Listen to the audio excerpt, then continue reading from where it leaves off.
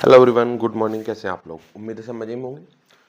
Uttarakhand judiciary pre की तैयारी सबकी अच्छी चल रही है। अभी एग्जाम होने वाला है, मेंस के कुछ एग्जाम होने वाले, जैसे कि हम कह सकते हैं हमारा झारखंड जुडिशरी, गुजरात जुडिशरी, कुछ मेंस के एग्जाम होने हैं। और दूसरी बात यह है, अगर आप किसी भी एग्जाम की प्रिपरेशन कर रहे हैं, खाली प्री की तैयारी से काम नहीं चलेगा।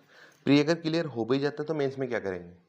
तो मेंस की तैयारी जो टाइम बाद में मिलता है 45-60 डेज मैक्सिमम, उस टाइम में पूरा नहीं हो पाता। उस टाइम पे क्या होता है, सिर्फ रिवीजन के लिए टाइम मिलता है, ना कि आप स्टार्टिंग करें मेंस की तैयारी की। मेंस बाद में नहीं होता। मेंस कैसे होता है? प्री के एग्जाम से पहले आपका मेंस तैयार होना चाहिए। एटलीस्ट मेंस के नोट्स प्रिपेयर होने चाहिए। फिर दूसरी बात आती है, इस टाइम पे क्या करें? जब प्री क्लियर हो जाता है रिजल्ट आने के बाद, तब आपको सिर्फ उनको फोकस करना, उनको रिवाइज करना है और लिखने का तरीका सीखना है, द आर्ट ऑफ राइटिंग। ठीक है, याद नहीं करना, याद तो पहले होना चाहिए। नोट्स आपके प्रिपेयर पहले से होने चाहिए, नहीं तो एक महीने में एक सब्जेक्ट भी पूरा नहीं हो पाएगा। ठीक है, मेंस राइटिंग के रिगार्डिंग कुछ लोग पूछ रहे हैं, जैसे कि गुजरात होना है अभी, झारखंड होना है, राजस्थान का मेंस आ जाएगा अभी। तो उसके लिए देखो, सबसे पहली बात तो मेंस की जो आंसर शीट आपके पास आनी है, सपोज ये आपकी आंसर कॉपी है। कुछ लोग क्या करते हैं, यहाँ पे लाइन डालेंगे और लिखना शुरू कर देंगे, ये लिखे जा रहे लिखे जा रहे लिखे जा रहे। कुछ काम नहीं चलेगा, कोई फायदा नहीं होगा इस चीज़ का। करना कैसे?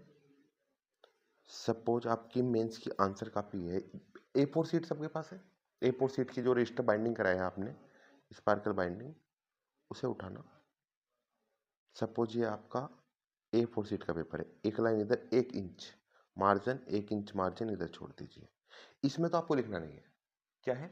इसमें नहीं लिखना। जो भी आंसर आप लिखोगे, यहाँ से स्टार्ट करोगे पैराग्राफ वाइज। ये पैराग्राफ सपोज यहाँ पे खत्म हो गया, देन यहाँ से स्टार्ट हो जाता है नया पैराग्राफ। इससे ना तो लेफ्ट साइड में जाना है, ना राइट साइड में जाना है, तब आंसर बनेगा आपका। जनरली अगर आप एग्जाम देखें तो बहुत से एग्जाम में, सपोज ये आपकी कॉपी है, first page, second page, third page, fourth page, तो यहाँ पे क्या होता है, क्वेश्चन डला होता है। एक क्वेश्चन यहाँ पे आ गया, इस क्वेश्चन में जो भी आंसर है, जो भी आंसर आपको देना है, उसके लिए स्पेस दिया है। सपोज ये 2 पेज दिए हैं, फिर यहाँ पर नया क्वेश्चन शुरू हो गया। अगर ये स्पेस दिया है, पहली बात तो ये है, क्या इसी में सफिशिएंट आंसर देना, या इससे ज़्यादा देना है? ज़्यादा तो स्पेस ही नहीं बचा है। या कम देना है? कम आप दे सकते हो, नो इशू, कम आप दे सकते हैं आंसर, लेकिन जो क्वेश्चन में पूछा गया वो प्रॉपर कवर होना चाहिए। क्या मतलब? क्वेश्चन में सपोज पूछा है कंस्ट्रक्टिव रेजुडिकाटा, सीपीसी का टॉपिक है, तो आपको वो प्रॉपर, सपोज ये क्वेश्चन डला है ना, यहाँ से करना कैसे? ये मार्जिन आपने छोड़ दिया, लाइन मत डालना, लाइन डालनी नहीं है, लाइन ऑलरेडी डली हुई मिलेगी आपको, लेकिन घर पे जब तैयारी करेंगे तो आपको क्या करना है, लाइन डाल के करना है। A4 शीट लेना कोई भी, सपोज ये आपकी A4 शीट हुई है, तो आपको क्या करना है, पहले पेपर पेन उठाना, एक दोनों साइड में लाइन डाल देना, ये आपका फॉर्मेट बन जाता है। इस तरह से आंसर राइटिंग करनी है, इसी के बीच में आंसर होना चाहिए। सपोज क्वेश्चन आपका यहाँ से स्टार्ट हो जाता है, क्वेश्चन नंबर ये, फिर आंसर आपको यहाँ से स्टार्ट करना है। आंसर में सबसे पहले आपको उसके बारे में जो भी क्वेश्चन दिया है वो इंट्रोड्यूस करना है, इंट्रोडक्शन डालना है, थोड़ा सा हेडिंग में डालना है इंट्रोडक्शन, सिर्फ इंट्रोडक्शन, एक पैराग्राफ छोटा सा।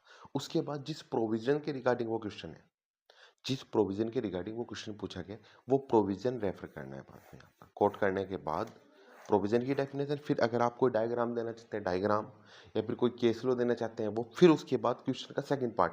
कोई भी क्वेश्चन आपका जुडिशरी में एक सिंगल पार्ट में नहीं आएगा, 2 पार्ट में आएगा, 3 पार्ट में आएगा, 4 पार्ट में आएगा। सपोज देखो इस तरह से, ये आपका इंट्रोडक्शन पार्ट हो गया, ये क्वेश्चन हो गया, आंसर ये आपने हल्का सा इंट्रोडक्शन दे दिया, 4-5 लाइन में, नॉर्मल डेफिनेशन ही देना है, लेकिन सेक्शन वाइज कोट नहीं करना, अपनी लैंग्वेज में देना है। देन उसके बाद सेक्शन डाल करके, सेक्शन इतने दिस एक्ट डिफाइन दैट, ये फिर उसके एसेंशियल पॉइंट आप डाल सकते हैं।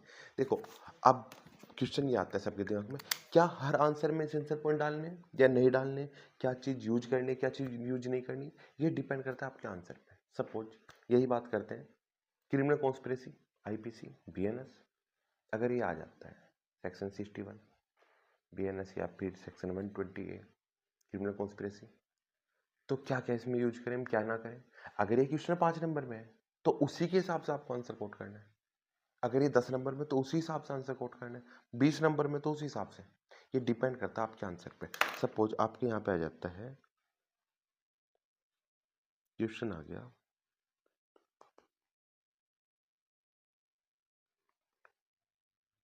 Freedom, freedom as a right of fundamental right.